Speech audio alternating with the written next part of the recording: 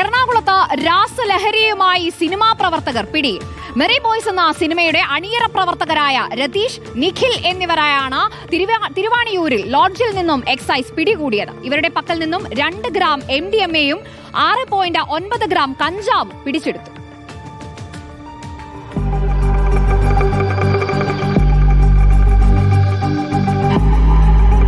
രഹസ്യവിവരത്തിന്റെ അടിസ്ഥാനത്തിലാണ് മാമലയിൽ നിന്നുള്ള എക്സൈസ് സംഘം തിരുവാണിയൂരിലെ ഹോട്ടലിൽ പരിശോധന നടത്തിയത്. ഈ പരിശോധനയിലാണ് സിനിമാ പ്രവർത്തകരായ രതീഷ്, നിഖിൽ എന്നിവരെ എക്സൈസ് കസ്റ്റഡിയിലെടുത്തത്. നിർമ്മാണം പുരോഗമിക്കുന്ന സിനിമയാണ് മെറി ബോയ്സ്. നിഖിൽ സിനിമയുടെ ആർട്ട് വർക്കറും രതീഷ് ആർട്ട് അസിസ്റ്റന്റുമാണ്. ഇരുവരും ലഹരി ഉപയോഗിക്കാൻ വേണ്ടിയാണ് ലോഡ്ജിൽ മുറിയെടുത്തത്. ഇവരുടെ പക്കൽ നിന്ന് 2 ഗ്രാം MDMA-യും 6.9 ഗ്രാം കഞ്ചാവും പിടിച്ചെടുത്തു. കോടതിയിൽ ഹാജരാക്കിയ പ്രതികളെ റിമാൻഡ് ചെയ്തു. പ്രതികൾ മറ്റ് സിനിമാ പ്രവർത്തകർക്ക് ലഹരി എത്തിച്ചു നൽകിയിട്ടുണ്ടോ എന്ന് എക്സൈസ് പരിശോധിക്കുന്നുണ്ട്. പ്രതികൾക്ക് ലഹരി എത്തിച്ചു നൽകിയവരെ കേന്ദ്രീകരിച്ചുള്ള അന്വേഷണവും തുടരുകയാണ്.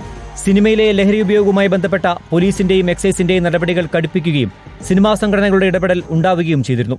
ഇതിനുശേഷവും സിനിമാ മേഖലയിലെ ലഹരി ഉപയോഗത്തിൽ കുറവുണ്ടാകുന്നില്ലെന്നാണ് പുതിയ കേസ് വ്യക്തമാക്കുന്നത്. നേരത്തെ ലഹരി കേസുകളിൽ നടന്മാരായ ഷൈൻ ടോം ചാക്കോയെയും ശ്രീനാഥ് ബാസിയെയും പോലീസ് ചോദ്യം ചെയ്തിരുന്നു. ഹൈബ്രിഡ് കഞ്ചാവുമായി യുവ സംവിധായകരായ ഖാലിദ് റഹ്മാനെയും അഷ്റഫ് ഹംസയെയും എക്സൈസ് അറസ്റ്റ് ചെയ്തതും വിവാദമായിരുന്നു. റിപ്പോർട്ടർ, കൊച്ചി.